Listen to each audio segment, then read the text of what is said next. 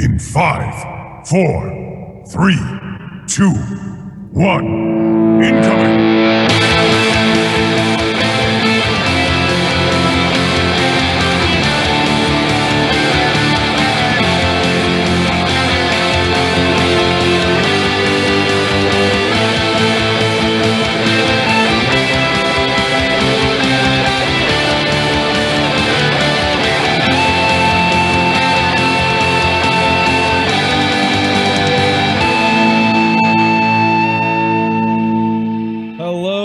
Everyone, welcome to the Omnic Lab. We're a podcast that focuses on strategy inside the game of Overwatch. We learn through trial and error in our lab, even if it gets a little crazy and sometimes blows up. We brew some really cool team comp strategies. We talk heroes. We stir in some more tips to help you play better and hopefully equip you, the listener, with the instruments and tools that you need to have a strategic edge. I'm the host, Rob May, and joining me today, I have the one and only Andres Gomez. What's going on, Andres? What's up, Rob? What's up? It's good to be here. I'll tell you what's up. What's up? We don't have Overwatch this week. Yeah, that's what I was about to say. It's like the slow week in Overwatch because it's the dark ages of it.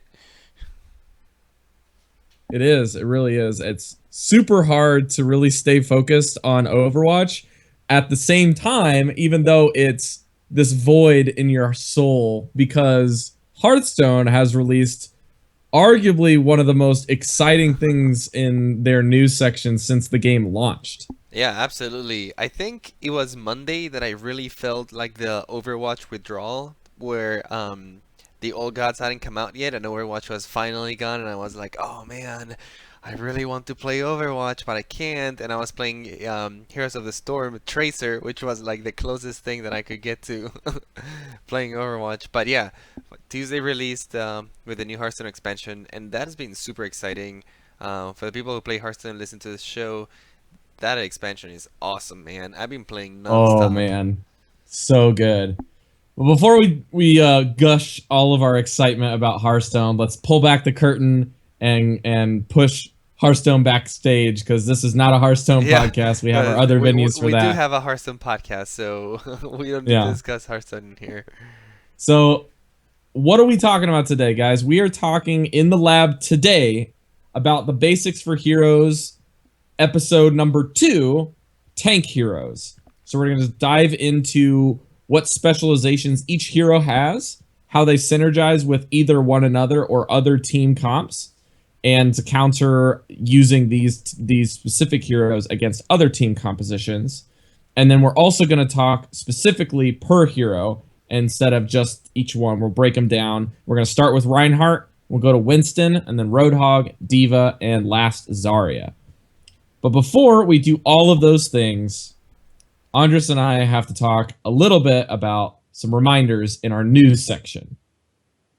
So, Andres, let's remind the folks at home, if they're just now tuning into the show for the first time and they're still waiting on Overwatch, when is the next day that we're going to have access? Yes, so if you have pre-ordered next Monday, it's going to be the day May 3rd and May 4th for those in Europe. That's when you get the early access to the beta if you have pre-ordered the thing. If you haven't pre-ordered, you get it, I believe, that Wednesday from May 5 to the 9th. So if you're still on the fence on buying the game, this is the time to check it out. I am sure that you guys would like it. If you guys like first-person shooters, you would like this game. So try it out. I'm sure that if you're listening to this podcast, though, you have probably already pre-purchased the game or are going to anyway. And this is important because I think this is the first time that they're doing a full stress test on consoles, right? I think so, because for the first time, consoles are going to get it for this open beta. Both PlayStation and Xbox get it. So I'm sure that they're going to try out their servers, see how it goes, see how many people might be interested in that sort of thing. Yeah, and then another reminder, if you are stress testing on those consoles or you're playing during this open beta or early access beta, as a PlayStation player, you can't play, for instance, with Andres and I on our PC, or your buddy at home that's getting the beta access on his or her Xbox. Yeah, it's not cross-platform, and I believe that the balance for the games is going to be different from PC to the consoles. which I'm curious. I really want to try it out on the console once it comes out. I have a PlayStation and Yeah. an Xbox in here that my roommate owns, so I'm probably gonna download them, just install them, see how it goes, see if the actual balance is noticeable. Because I'm sure that Right. characters like Widowmaker, for example, are not as That deadly aim as they assist can on be. Widowmaker is going to be gross. We'll see how it goes. But yeah, those are pretty much the two announcements that there is, because there's nothing else coming out for the game until release. So Andres, I've been saving this all week for you to talk about this week. It's our patch notes. What do we got going on in our patch notes for this week? Wait, what do you mean? There's no patch notes. Oh, there's no patch notes. Yeah, I was trying to figure out. I was like, what do you got going on? We have nothing going on. Nothing. Our patch notes are, if you want to play Tracer, you have to pick up heroes. Yeah, that's pretty much it. Uh-huh. All right, so that being said, I think we've kind of got our casual convos out of the way. You updated you on what you can expect in the next couple week, or actually the next week. For those of you listening right now, it's in a couple days, if not already started by the time you're listening to this. So let's jump right in. Let's talk tanks. Tanks. Tanks. All right. Andres, start us off. All right. Well, tank characters.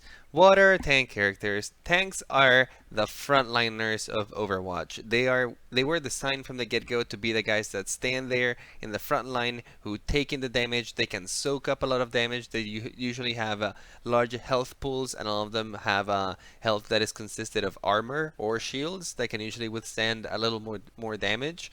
They're designed to be the guys that move into zones and are able to hold them down, or make the enemy heroes move out of these zones.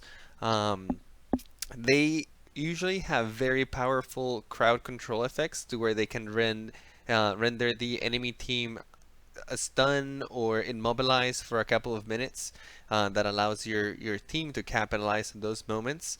And they're also very characteristic for not being very good at fighting alone, although good tanks can always hold themselves, but they're generally best played with a team, and the best play around them revolves around the objective, rather than some of the offense heroes that thrive by getting into the back line, or just like sneaking into people and killing them.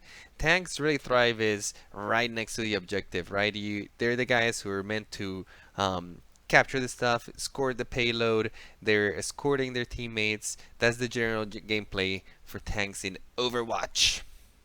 Yeah, and these tanks, it's important to know that in Overwatch, similar to playing a MOBA, more like than a shooter, tanks function more like that MOBA genre, right? Like getting all of the kills and killing all of your opponents isn't necessarily your job. Your job is more of crowd control, utility, making sure your opponents are staying off of your objective so that you can get it, or keeping people away from your teammates that are easy to die, protecting the team, sticking to targets that are the oppressive ones. So for instance, like Winston is always going to be that really mobile tank that try to stick to one person until they're dead and then jump back to objective control.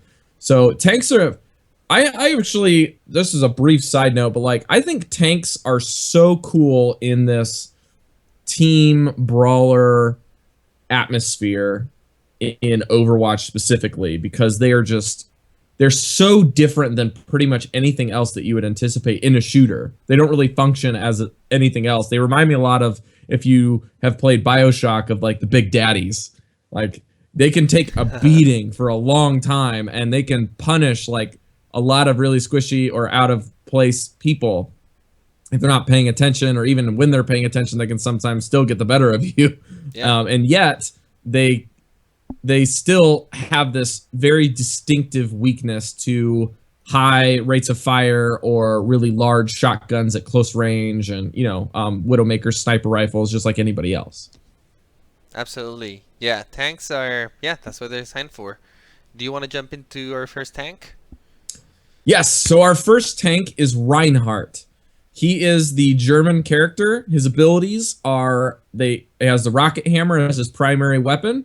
It's melee only, but it has a little bit longer range than most melees. He has a particle barrier, which soaks up a lot of damage. I believe it's 2,000 total damage, but I could be wrong on Yeah, that. it's 2,000. And then he has a rocket charge, and then he also has his ultimate, which is the Earth Shatter, and then a E fire is a fire. What's it called? Like a fire. Like a shockwave. Yeah, it's like it looks like a boomerang shaped, a vertical boomerang, and it just goes through. But the unique thing about this ability for Reinhardt is it's his only long range ability besides charging into someone, and this also does not abide by barriers. It will still pass through barriers and even pass through units while damaging them. That's correct. So that's all of Reinhardt's abilities. He's kind of the bread and butter of Overwatch. Like when you think of a tank, you'll probably think of Reinhardt. Yeah, out of all the tanks, he's probably like the most bread and butter tank. He is great at defense and attack. He is awesome both when you're trying to capture a point, when you're trying to escort a payload, or when you're trying to keep the enemy team from getting to a point or just holding down the line. He's I like calling him the big brother approach because he's always kind of looking out after his teammates. He can shield them with his huge particle barrier, and he's just there for them, right? You can't get close to him if he's right next to his teammates because his rocket hammer will annihilate you. And it can provide a lot of relief, especially when you're pulling, for example, a payload that you become a shooting target for the enemy team because you have to be standing there right next to it. Reinhardt can be invaluable in those times because it can provide, it's almost like a moving wall where your teammates can hide behind. His Earth Shatter utility is invaluable and can single-handedly flip the game in just a few seconds. Yeah, his Earth Shatter, his ultimate, especially if you time it right and if you are able to do it in a place where you can get a lot of the enemy team, it's an amazing crowd control effect. It buys your team almost 3 seconds where the enemy team cannot fire back and they're just knocked into the floor, and you can pretty much annihilate the entire team. Timed right, Earth Shatter can single-handedly get you an objective. If you're trying to capture a point, or if they're doing a huge push and they're about to take the point, it can like dissipate all of the pressure from that. Reinhardt is pretty much a safe pick on attack or defense for most of the modes that you play, or all of the modes that you play in Overwatch. So if you're trying to learn a tank, Reinhardt is probably a good first choice to start with. That and Winston are probably like the two most basic tanks that you can pick. But Reinhardt tends to come in a little more utility, especially if you're just joining public games by yourself. Reinhardt can be really invaluable for your team. So I know we're getting a little nitty gritty already with Reinhardt, but when you're talking tanks in Overwatch, Reinhardt and Winston are not just the stereotypical tank hero, but they have these very similar builds and nuances and yet still play totally different. So I want to highlight the one key difference that for me that was able to kind of parse them out was that Reinhardt is all about individual himself positioning for the shield and your team being dependent on your movements. And also he's very dependent on his limited mobility while he's shielding. Like he can't shield and run at full speed. He's like half speed. And then his charge ability has two functions. The first function is to pin and kill an enemy. And by pinning something, it basically means when you charge at any target, you will continue the duration of the charge until you hit something that is solid. That can be anything from May's Ice Block herself to a wall or a rock or something that's like a staircase. Now, if the staircase is gradually going up and you're still not hitting like a corner of the staircase, you're going to continue to fall to charge. Pinning somebody just means that they are unable to move and they are stunned and they are right in front of you, but you can only pin one target. So once you've pinned a target or if you've hit somebody with your charge that isn't directly in front of you, this will actually generate a knockback, which is really, really good. Yeah, The charge is an amazing gap closer for Reinhardt, and like you said, Reinhardt is very dependent on his mobility and where he's standing. Both you and your team need to be very aware of where you guys should be standing. As Reinhardt, you want to be standing kind of like in between the line of fire and your team. If you're off to the corner, you're not really helping anyone in your team. So team awareness is super vital. You're watching out for everyone in your team, especially your Mercy or your Lucio. If you see they're getting targeted a ton, it's your job to be standing in front of the enemy and them. Um, and also make sure that you're in the front line, right? As a tank, you don't want Right. to be off to the sides, you don't want to be running through alleyways, especially as Reinhardt. Your mobility as Reinhardt is quite limited, and he's not the kind of hero that's trying to chase anyone around. There's better tanks that can do that if you're trying, if that is your goal. But Reinhardt is more of a, I'm gonna be around the objective, and I'm gonna be covering for my teammates so that they can be around the objective with me, and that is his primary job. Let's talk now about Reinhardt in specific, not maps. I don't think we have enough time to talk about each of these heroes per map, but we can talk about general strategy with Reinhardt for payload, for point capture, and for control. So let's start with the very first one, which is payload. Payload is probably Reinhardt's most powerful mode, I guess you could say, for him to fit. And then probably control, and then point capture is probably his weakest of the three in which he can play as a tank role. Andres, do you have any extra comments on that before we move on? For the maps, I think you're probably right. Reinhardt excels at the payload just because you need somebody to be standing there, and he is pretty much the only hero that can stand there and cover for himself and his other teammates for a prolonged period of time. There's other heroes that can cover for a little bit, but he's definitely the one that does it best. Same for point capture. He can really allow your team to move in into the point or really like cover against a turret or defenses that have been established by the other teammates. And like you said on the King of the Control. Hill or Control, he becomes He's really a good. little less useful than in the other maps just because in those types of maps like mobility tends to be really important just to be able to control the point and keep it. But in the right team combination, he can still be quite effective, even if, as in the other maps. Yeah, you're right. I actually flipped those in what I was saying for you audio listeners. So I actually said the wrong thing. It's payload and then point capture and then control. Hmm. Control, he's kind of still really good if the control map in particular doesn't have a whole lot of open area. So to use a really specific example, I'm thinking of when you're on Nepal and it's the section where it's kind of like that hut that you stay inside of the room to King of the Hill, that room. Reinhardt can just sit in that room all day and punch people out of it. So he's really good on that one. But then when you go into like Nepal's other map where there's like the tower or where Nepal is inside of the building and there's a lot of open air for like Junkrats and Reapers and Bastions and all of them to basically just rip Reinhardt a new one. Not so great.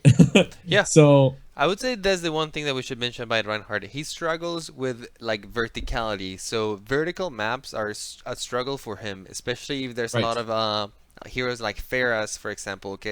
His range attack is very, very lacking. The only thing he can do at a Mhm. range is his shockwave, and that thing is on a cooldown. So it's really hard to keep the pressure up at range with Reinhardt. So in that sort of map, you might be thinking of maybe other maps or maybe other tank heroes like the one we're about to Mhm. talk about, Mr. Winston. Let's move on to Winston since I think I we love covered Winston. everything from Reinhardt that we needed to. Winston is the peanut butter master, let me tell you. He is the peanut butter master. Winston is a super interesting tank because just like Reinhardt, he can provide protection for his teammates. He is relatively durable, definitely not as much as Reinhardt, and he Right. has a gap closer. But his, unlike Reinhardt's charge, can go up vertically, up or down. So you can jump up on top of buildings, on top of roofs. You can top And the cooldown is nuts. and the cooldown is really low, so it makes you like a very mobile hero. I like thinking Makes you of feel like Winston. Tarzan. Yeah, I like thinking of Winston as like a very mobile team initiator and harasser because his little jump allows him to get to pretty much anywhere, and he can close the gap between him and any hero very easily, even like a Widowmaker or a Hanzo that are way up in the rafters aiming at your team. With a Right. Winston, you can just jump into them and start wailing at them.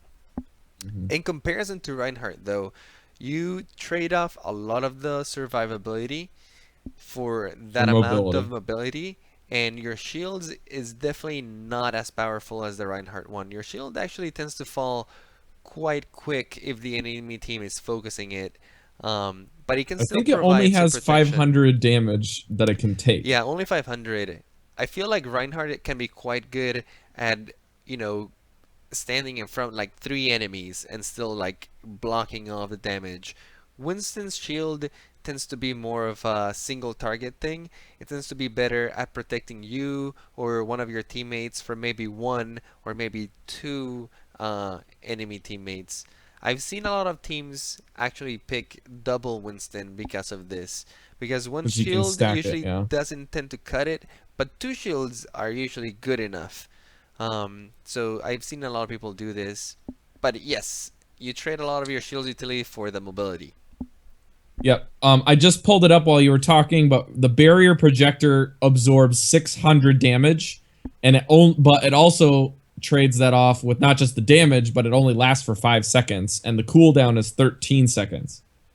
So Exactly. So yeah, it's not super reliable if you're trying to cover for your entire team, but it does provide a brief window of like breathing room for maybe like one of your teammates hmm or yourself. and I will say this that the nice thing about the barrier projector for both offense and defense is knowing that it can't move unless it's on something that is currently moving. So that being said, this allows Winston even yet more mobility, because he can basically jump to an ally to hit an enemy with a slight knockback if they're on top of the ally, drop the barrier field, and then start unloading his Tesla cannon into them. So you're able to provide a lot of stuff, as well as if you're rounding a corner with the payload and you're running a double Winston composition, you're able to have one of the Winstons basically stay on the payload, and then you can drop your bubble on the payload if you have like a bastion stationed on it as it's rounding the corner, and then just jump into the fray and surprise the opponents as they're waiting for you to kind of round the bend. You can be very aggressive and yet still be defensive at the same time. And that's something that not very many of these heroes in the game will be able to provide that kind of utility. Yeah, just like Reinhardt, you want to be looking out after your teammates. And the cool thing is that Reinhardt and Winston both accomplish this in slightly different ways. And depending on your composition, one might be better than the other. Like we said, Reinhardt can provide very static protection, but Winston can provide very mobile protection, especially if you have a teammate or a team that consists on heroes that not be so clumped up in the same space, but might be a little more spread around. Like let's say you have a Widowmaker, a Soldier 76, then maybe you have like a Tracer going off to the sides. Winston, in this case, can look out for all of his teammates because if Widowmaker suddenly gets attacked by, I don't know, like a Genji or something, you can jump right up there and be like, hell no, Genji, you're not gonna get my Widowmaker. She's staying Right. right here to fight for my team. Or if your Tracer suddenly gets in trouble in the backline, you can jump to her, put your shield, kind of like help her out until she gets another blink back and she can get out of battle. Winston is also great at protecting your Mercy. If your Mercy or your Lucy are getting harassed by a Tracer, you can just jump to them and harass Tracer out of the way. And likewise, he is great at reaching the back line. If you're getting like, if you're Mm. getting harassed by a Hanzo or there's a Widowmaker that's like up in the rafter and your team is all like cluttered up to with the payload, a Winston is great to just jump up there and get her out of the way so your teammates can actually stay on top of the payload. So that's kind of like his function. You're kind of like jumping all over the battlefield looking for where you're needed the most, right? Also keeping in mind the objective, of course, but you can jump in and out, back and forth, here and there. You get it. And the two things we still have yet to, or there's three more things we need to cover with Winston. And the first one is, how does his gun work? Because a lot of people don't play Winston because they don't understand how to operate the Tesla cannon properly in fighting.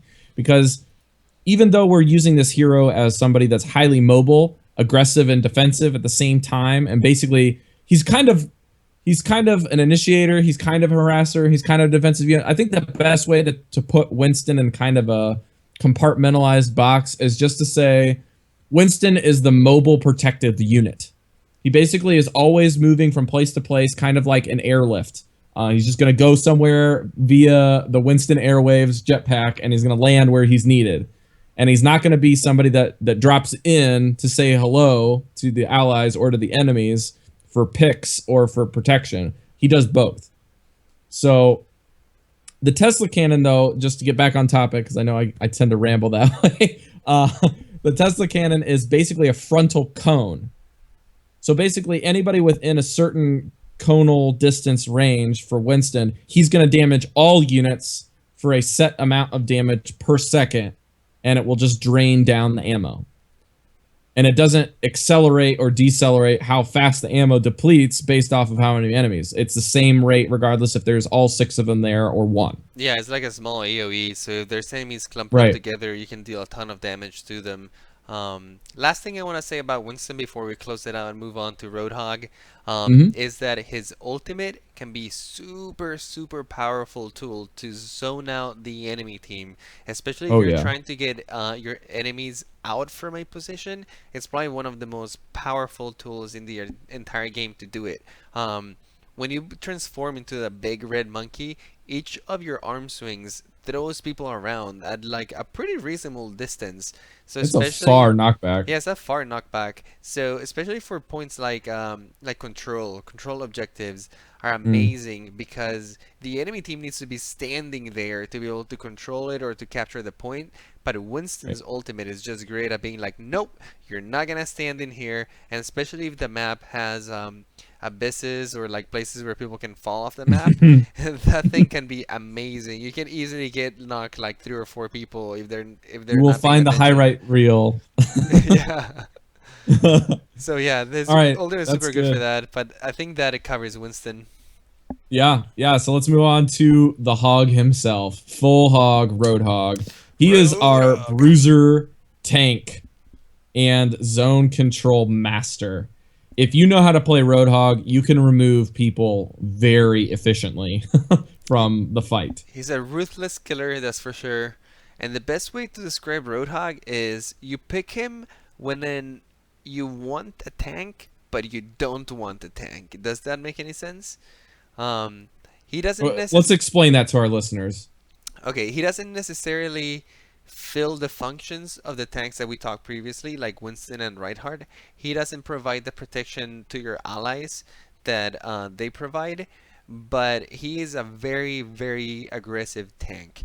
He himself can soak up a lot of damage as well as deal a lot of damage. So usually no hero wants to be standing close to a Roadhog because he's just very dangerous and he's also hard to take down. But he doesn't necessarily provide protection to your team in the form of shields or buffs. He is more of just this heavy damage dealing character that stands next to you and helps you either protect or hold down a zone. To use more other terms that are non shooter terms, if you're familiar with those games like MOBAs or anything, he is a single target's nightmare, and basically he is just this super high burst damage hero, and yet can soak so much damage and re-heal it pretty efficiently. So you usually want to pick Roadhog when you want to run 2 tanks for a point capture or a point control. but you don't necessarily need both of the utility. You really just want to make sure you can keep high damage coming, because, man, let me tell you, Roadhog can just be a nuisance if he knows what he's doing. Probably more so than some of our offensive heroes in some scenarios. So if your opponents are running a lot of defensive heroes that are in the back line, and yet are still pretty visible from the front lines, Roadhog can stay on the front lines with your other tank and hook one of them with his chain hook, pull them close to you, and just delete them. Yeah, he's what I like calling zone control. Basically, Yeah. wherever a Roadhog is standing, nobody else wants to stand, right? Because he has the hook, so if you're in his line of sight, you run the risk of getting hooked and just instantly killed, because he deals a ton of damage, pulls you really close, and just finishes you off with his huge shotgun. As well as if you're just standing close to him, he deals a ton of damage with that spread damage from his weapon.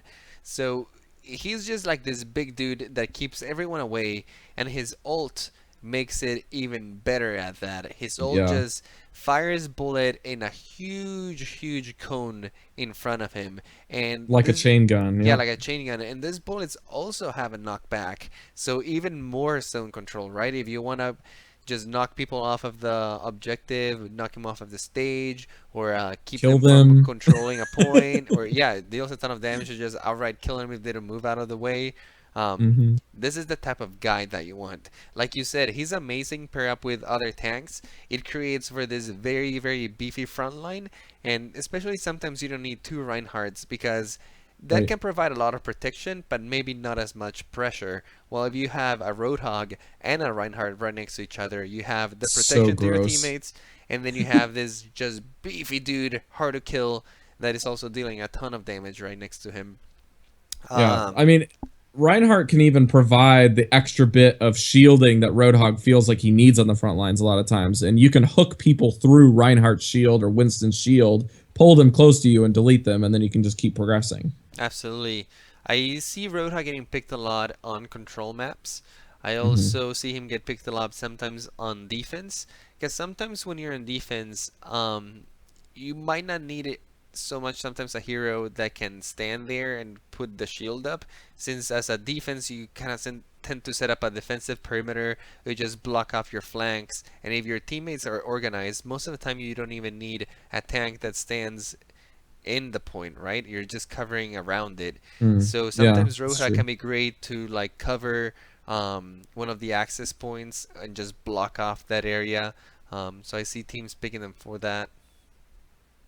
So scenarios that I don't like having a Roadhog, I'm just trying to think of these kind of off the cuff here, but like I usually don't like seeing a Roadhog when I'm on defense and we're on payload. I feel like defense, payload, Roadhog, they don't really mix, even though it makes sense in my head that a zone controller on defense would be usually a good thing. But why does that not feel right, Andres? Maybe I'm wrong on that. And Roadhog on defense, you're saying? Yeah, especially on payload.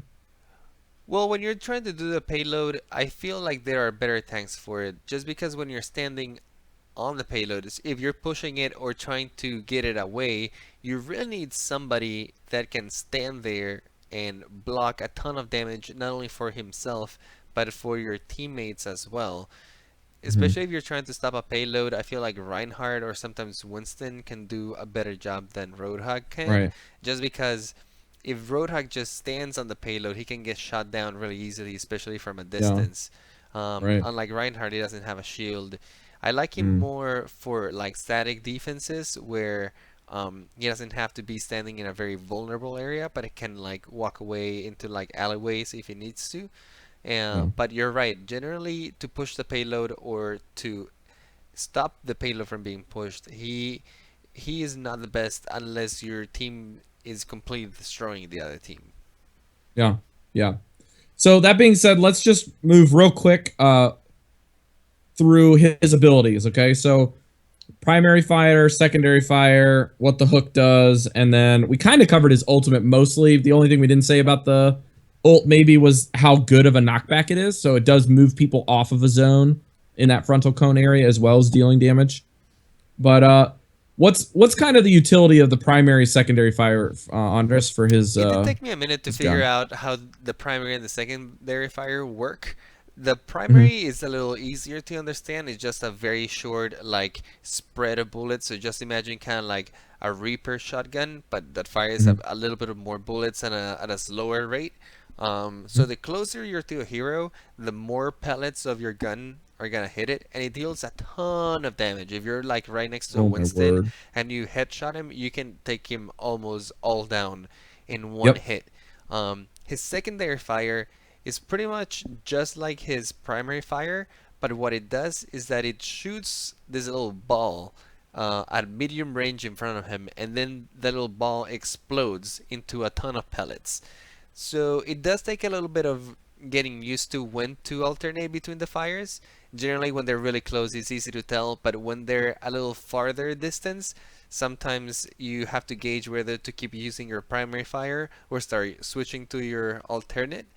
But once you get kind of like the hang of like the distance of your alternate fire, you can deal a ton of damage still at medium range. Long Yep. range, Roadhog is not your guy. He's not trying to shoot a long No. range. He's really just like short to medium range.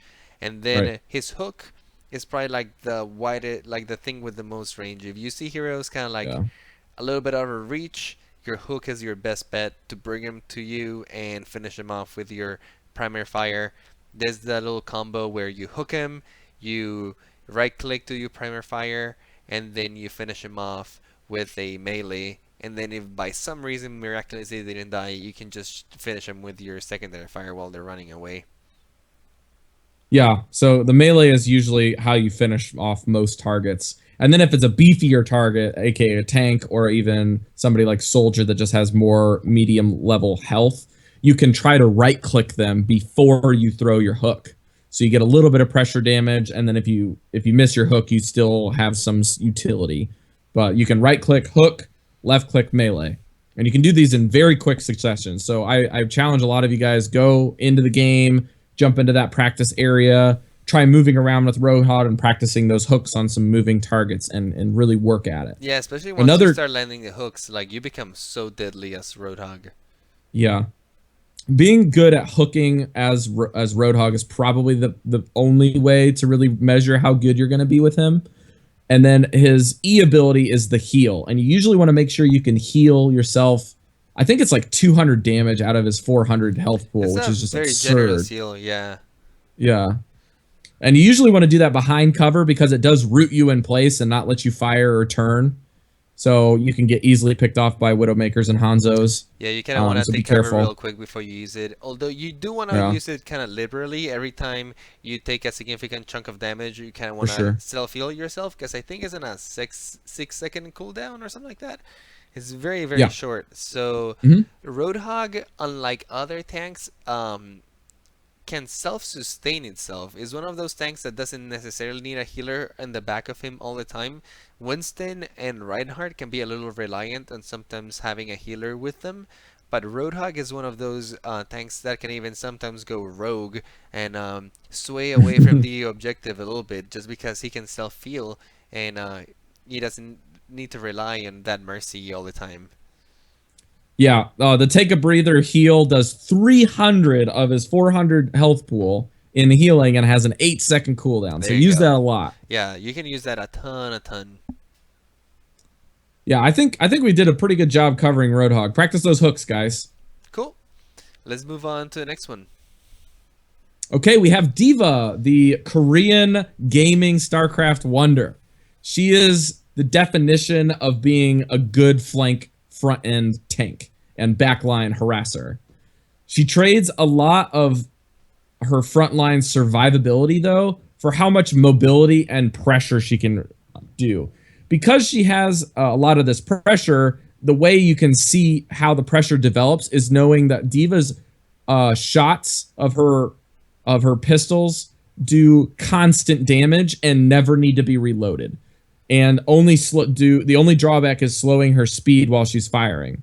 She walks a little slower while she's firing. She never has to reload, and the guns deal quite a significant amount of damage at short range, but have a very big drop off. So no Right. long range for Diva. especially with the no reloading. She would be like an amazing long range turret if that was the case. But amazing like short distance damage, never need to reload, and very high mobility with your boosters. Yeah, to give you a good idea, is she can relatively fire 7 it says RPS, is that shots per second or Yeah, sounds like it.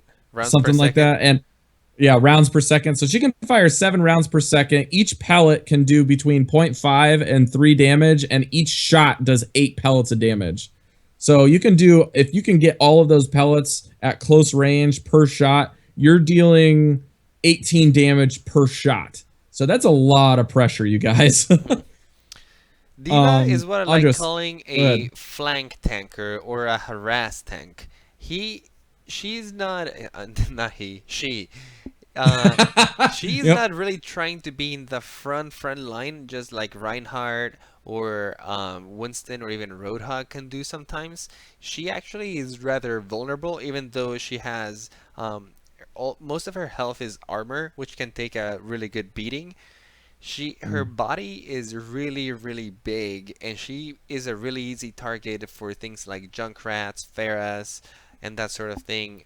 And she, unlike Reinhardt, her shield has a very short duration, and it's in a big cooldown.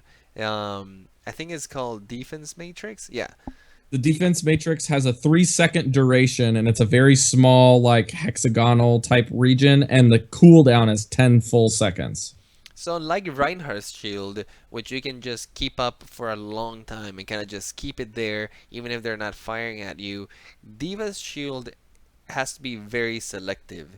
Her shield can neutralize pretty much any projectile in the game. It doesn't matter what it Mm, is. It can be Reinhardt's shockwave, it can be Pharah's ult, it can be Zarya's ult.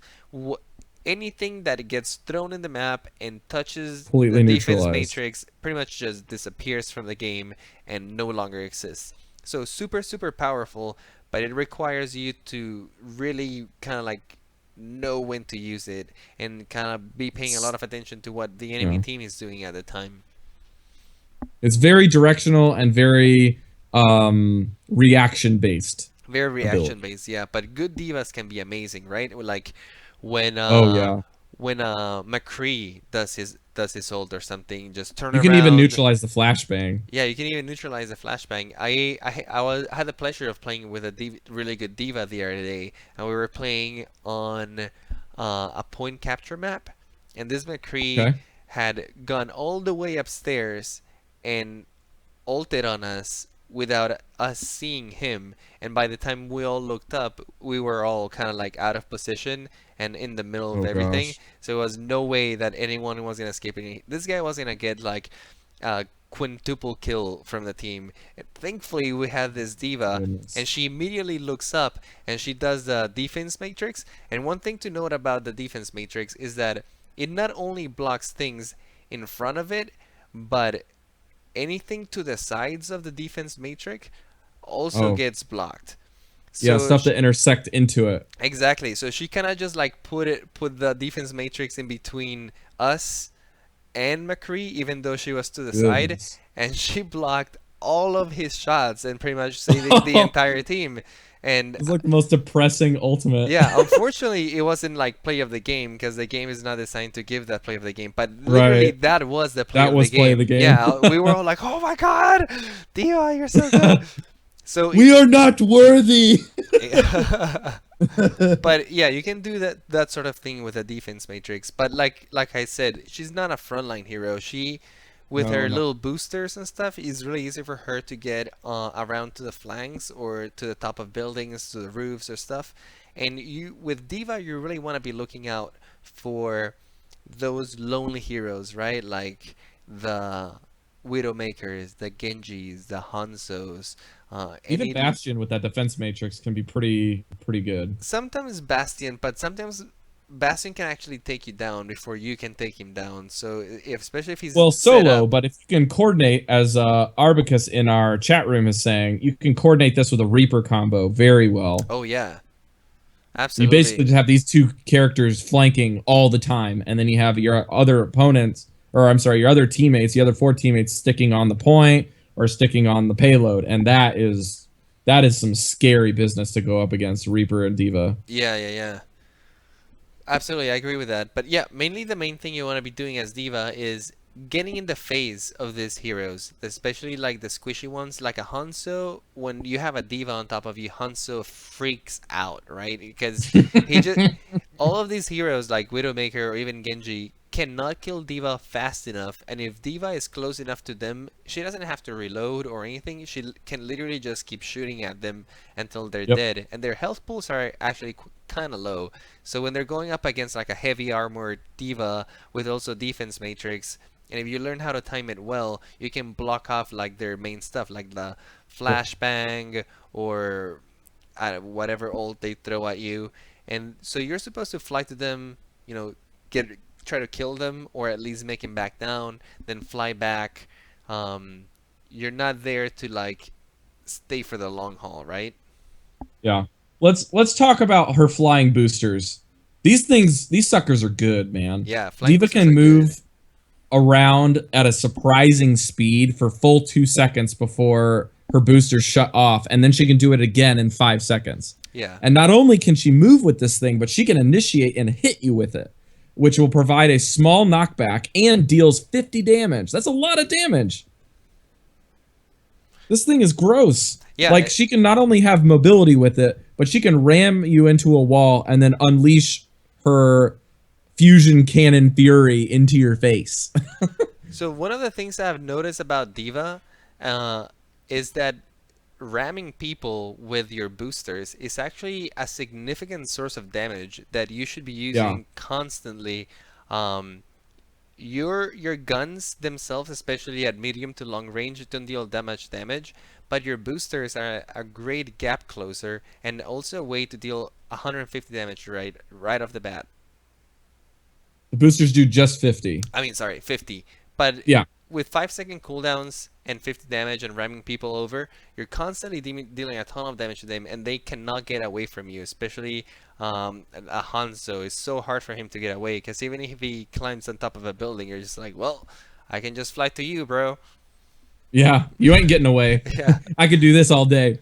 exactly. The other thing that we're going to make sure is probably one of the harder things to kind of say without really demonstrating is how to really operate effective ultimate charges with Diva, and then also how to pilot the pilot, Diva herself, when the mech suit goes down.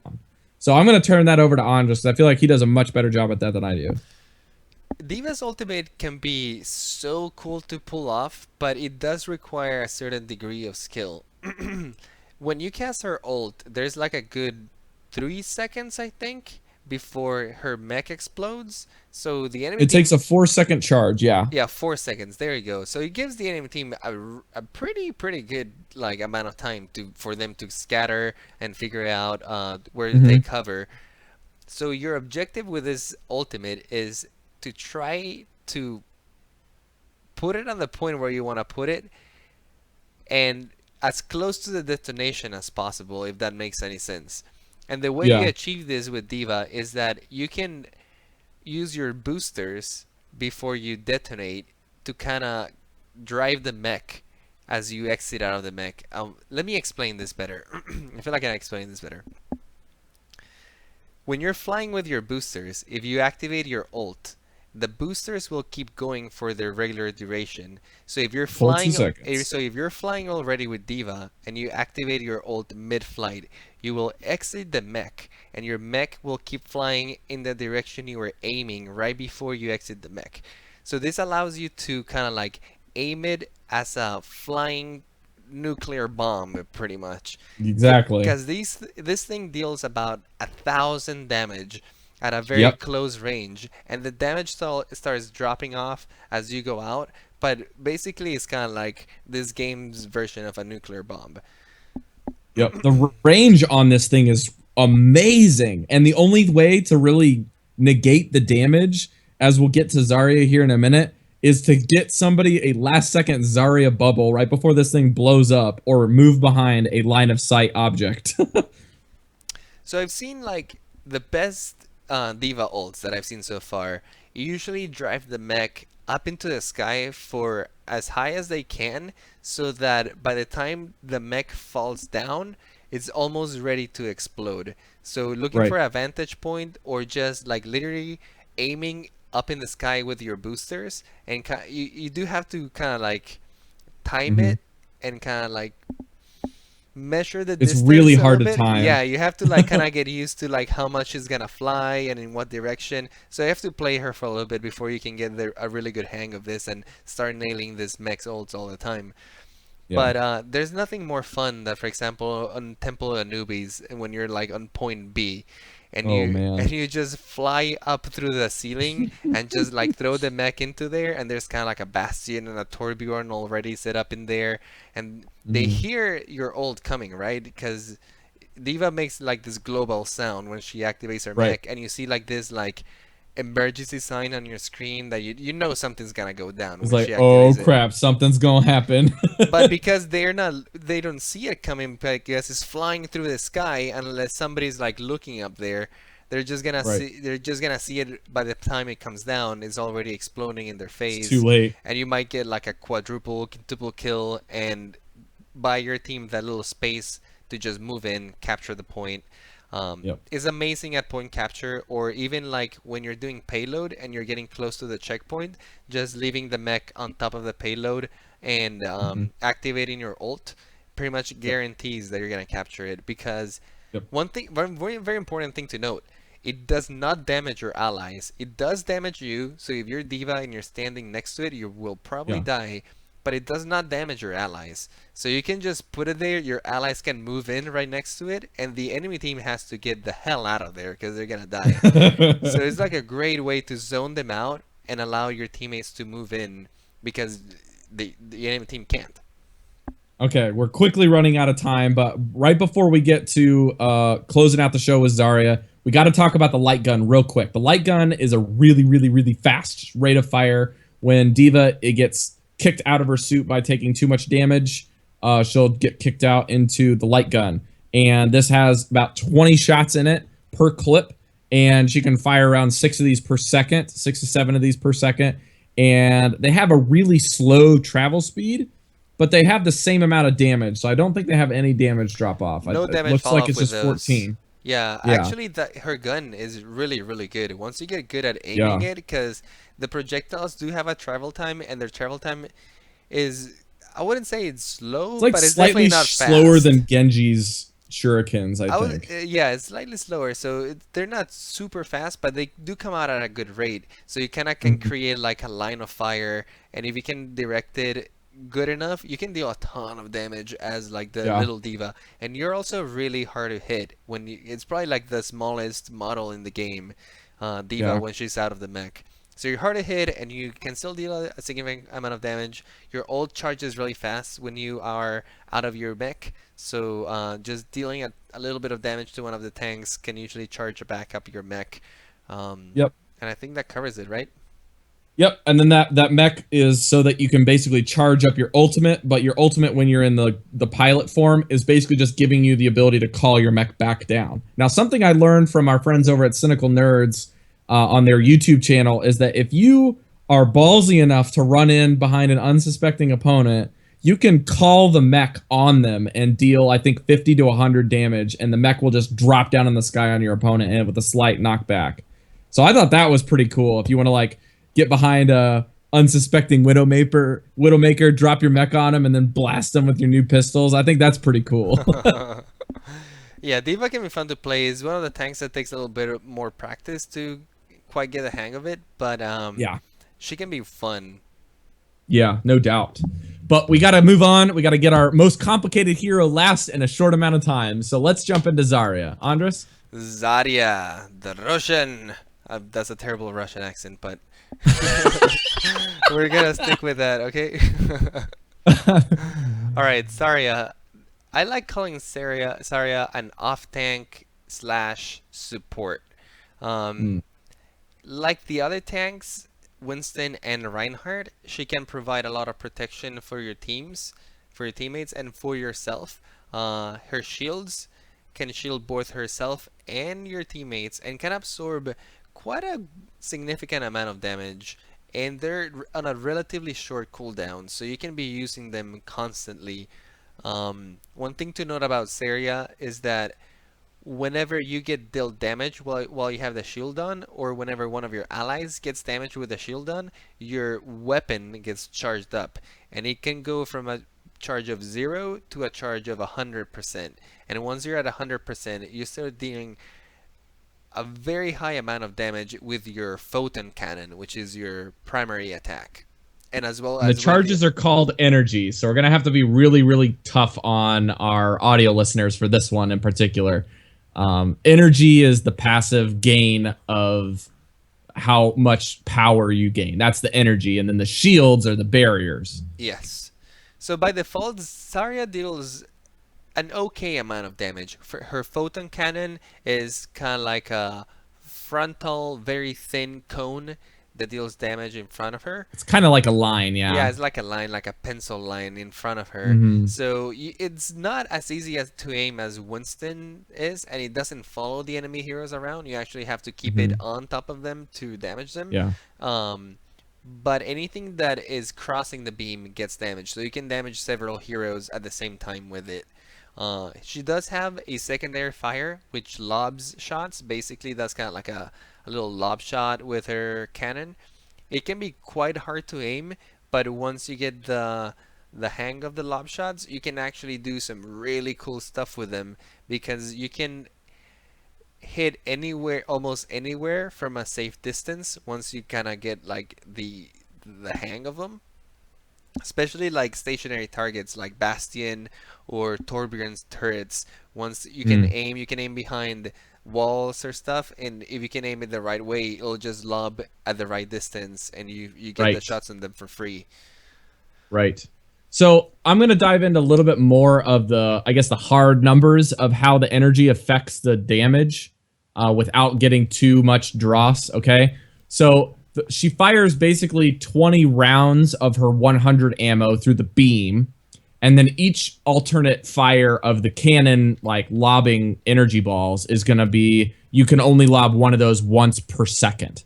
So they have kind of a really steady and slow pace to them, but each of those represents 25 of your ammunition. So what people are saying in the community is that you want to try and lob a shot and then also hit your main fire beam cannon in between lobbing to maximize the most damage that you can do with her per clip, okay? And during the damage is the particle cannon will do basically 80 damage per second that it sticks on an enemy, and the particle cannon grenade part will do about 46 damage. Now, to put this in perspective, Tracer has like 100, 150 health. Tanks generally have about 400 health, okay? So that's kind of your general, and then like the more medium level characters have about 200 health. So to drop them, you need to continually not use these abilities, but you need to get particle barriers on yourself and your allies to charge your energy. And that little reticle that you shoot with your crosshairs has a number on it that will tell you where you're at. All right? So each barrier that you can make can absorb up to 200 total damage, but they only last for 2 seconds. And then for every 1 energy that you gain, that represents a 1% increase to your damage. So 100% increase on 46 damage on your alternate fire, it gets ramped up real fast. So Zarya can end up pushing out way more damage when she's at like the top 100 to 60 rate than some of your assassin heroes.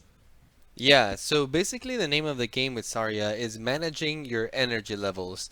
You need to be very aware of where your teammates are, so not only you're protecting them with your shields, but you're also gaining energy charge from them. So you usually want to be aware of like who is your ally hero that is going into the middle of the fight, or who is getting focused on right now? Is it the healer? Is it the Reinhardt that is playing with you? Is your Bastion getting focused at that time? You want to be on the lookout for that so you can shield the right person and gain energy. And then you also want to be aware of when you're using your own shield. You just don't want to use it before coming into the battlefield and then realize that they're not even focusing you, right? Because then your shield does have a finite duration, and if they don't hit you while you have the shield on, you basically don't build up their energy, and you don't build it up for the next, like, what, 10 seconds, I think is the cooldown of the shield. I'm pulling it up right now. Alright, It is a 10-second for your shield, 8-second for your ally shield. Exactly. So you really want to be using them almost on cooldown, but make sure that whenever you put the shield on yourself, you are getting hit, and then whenever you pull the shield on your allies, they're getting hit as well, and you're not wasting them. Once you build up You want to your use them like that. Oh, sorry, go ahead. Sorry. I was going to say you want to use them on cooldown only when somebody's taking damage or you're taking damage, because the goal is this thing only lasts for 2 seconds.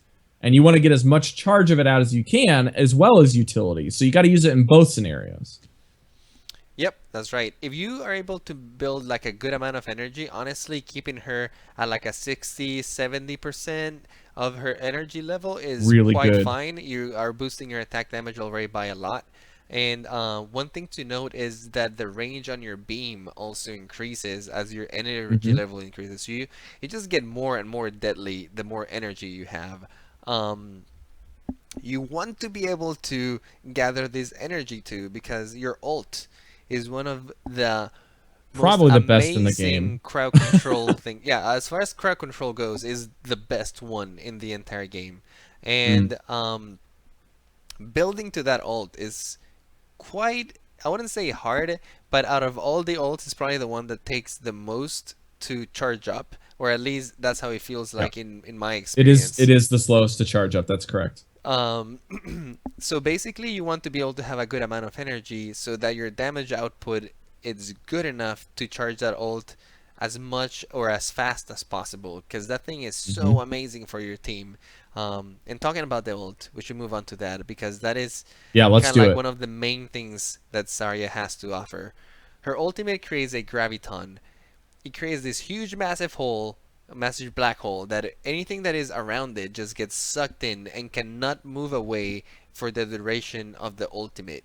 And this is amazing because it basically renders everyone in the enemy team as a target dummy. One for target. Yeah, it was one concise target, and that can be amazing combined with things like Pharah's ult or McCree, where Genji's ult. Yeah, especially like heroes that pretty much everybody's ult. any ult that deals a ton of damage in a small area but requires kind of like some setup, or requires the hero that's casting it to like some amount of time to like be able to pull it off. Zarya's ult is like the perfect companion for this. If you're playing Zarya, you really want to be communicating to your teammates whenever your ult is up, because by itself sometimes it doesn't do as much. If you use your ultimate and you gather all of the enemy team into one point, but you have no follow-up, then the enemy team afterwards can kind of just walk away and be like, oh, okay, well, that was scary, but nothing happened. That was exciting. So you definitely don't want that to happen. You want to make sure that you have a good follow-up after that. Even yourself, if you're fully charged with energy, that can be sometimes good enough, because your photon cannon, like we said, deals a ton of damage at that point. You just and if everyone's blast cluttered 4 up, shots in the whole team and they're all dead. Exactly. If everyone's cluttered up, you just deal damage to everyone and you get rid of everyone. She's amazing at pushing objectives with that ultimate. Especially if you coordinate it well, you can take down 3 or 4 heroes, giving your team the hero advantage to really overtake that objective, or push the payload that last few meters that you needed to get it to the end line. Definitely. The last 2 things are very quick with Zarya. A really cool thing I found out today, right before we recorded, courtesy of Mr. AV from Reddit. We put a link in our show notes for you guys to check out how to master Zarya. So a little bit of what we're talking about puts us in a really succinct post on Reddit. But the most interesting thing from the article is that the damage that you take if it's in a burst, for instance, on the shields, even though they max out at 200 damage, doesn't mean that Diva's ult will kill you, because the execution rate is all at once. So it'll dissipate the shield and leave you at full health, which is insane to think about. So if you are right by a Diva ult and you're about to die, and you have your shield up and you can throw one on your opponent or your ally right before it detonates, do that, and you can sit right on top of the ultimate and totally be fine. And then you charge your ultimate all the way up to 100. Yeah, that is So, one really good thing cool. to note. Before the shield has popped, it absorbs everything that hits it. So Yeah. be on the lookout for that. Or you can even do really cool things, like when you see one of your teammates, like your Bastion, has been shooting everyone, get hooked by a Roadhog or something. You can sometimes put the shield mid-hook on them, Yeah. so as to prevent the deadly damage when the Roadhog gets them close to them. Or all like this sort of like all these little small little places where your shield can really make the difference between life and death for your teammates. You can save a lot Yeah. of lives with these shields, keeping up the Oh, pressure yeah. for your team, or not allowing the enemy team to like get a numbers game on you. Totally. Very cool character. And I know that we had talked a little bit more through maps and styles of play for each one. We don't really have much time to do that. So we're basically going to tell you Zarya is good pretty much on all of them, in so much that you have another tank that actually does the tanking role. So Zarya is going to be good in synergizing with Winston, with Reinhardt, and sometimes even with Diva, depending on what map you're trying to do. I would say for payload, definitely want to have one on Winston or a Reinhardt with her. Yep. And then for the other control maps, you could run her with a Roadhog, with another copy of her, or even a Diva. So that is our tank guide for the week, guys. Thanks for listening. We're going to say thanks to our one iTunes review we got from Reno Fox. He says, awesome, insightful, fun, a must hear. Probably the best Overwatch podcast out there. Rob and Andres know what to talk about, cutting off the fluff and keeping you up to speed on the strategy, the current events, and the fun in Overwatch. Do yourself a favor and subscribe to this podcast. P.S. Their music rocks. Thanks so much, Reno Fox. We appreciate that review. Thanks a lot, man. A lot. Andres worked his tail off on that music, so it better be good, right? I do appreciate it. Yeah, I did put a lot of hours into the intro and outro track. We really appreciate all of those iTunes reviews that you guys leave us. They are super, super helpful. Absolutely. It really helps the podcast. It really kind of like get a foothold and spread the word out there. If you guys can spare the time, really, like iTunes reviews help us a lot, and we certainly appreciate it's free. them. And we love hearing the feedback too. If you guys like the podcast, or if you don't like it so much, let us know too. Let us know. Yep, and then our leak of the week is the brand new hero comic for Overwatch's German Reinhardt. So there's a really cool thing about a gang mixed with dragons, so that you're going to want to go check out this comic. It's really cool. I am loving those little comic shorts. I cannot wait for more. I've been downloading them and storing them in my hard drive. I don't know, eventually I might print them out and do like a nice little booklet with all of them.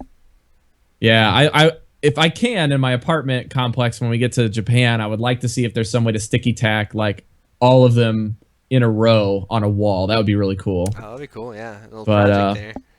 Andres, why don't you tell our listeners how they can get involved with us? Absolutely. If you guys like the podcast and want to keep following us, always tune in on Thursday, 8:30 Eastern on twitch.tv/Omnic Lab. Here's where we stream all of our stuff live. If you guys can catch us live, we are on iTunes and Stitcher as well.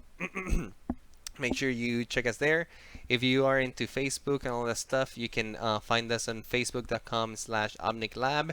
And if you want to stay caught up with all of our news, our main form of communication is usually Twitter. You can find us on Twitter at twitter.com/OmnicLab. If you guys feel like you want to communicate with the podcast and send maybe a little more of a story or some personal feedback, you can email us at omniclabpodcast@gmail.com. Like we said, and if you missed the live stream, you can even catch us on YouTube. Yeah, we are on YouTube and iTunes. Yeah, I should probably say both of those. We do have a website if you guys want to catch all of the show notes and just catch us in a more of a personal space. You can look us up at www.omniclab.com. Um, You yeah, want to tell them how to spell that real quick, just in case? yeah. You spell it OMNICLAB. Omnic Lab. You can tell Andres and I have had quite the show today. So you can find me at twitter.com/notrob. You can find my design and photography portfolio on Facebook at notrobmedia. And I sometimes am on Twitch streaming Hearthstone at notrobmay. And my Hearthstone podcast, which records on Fridays and usually gets posted on Fridays, is called Velen's Chosen Podcast. And you find that at velenschosen.com. Andres, where can the folks find you? People can personally find me on Twitter at iPlayGames. You can find me sometimes streaming on Twitch, either Hearthstone or Overwatch once it comes back up at iPlayGames, twitch.tv/iPlayGames. And then you can also hear my Hearthstone podcast, Coin Concede, Mondays at 9 p.m. Pacific time. I need to make that conversion every time because I'm on Eastern time. All right, that's it from me. That's it from Andres. We'll see you guys in the next experiment. Check with you guys Defensive later. Heroes. I have nothing more to teach you. The rest you must learn for yourself. Walk in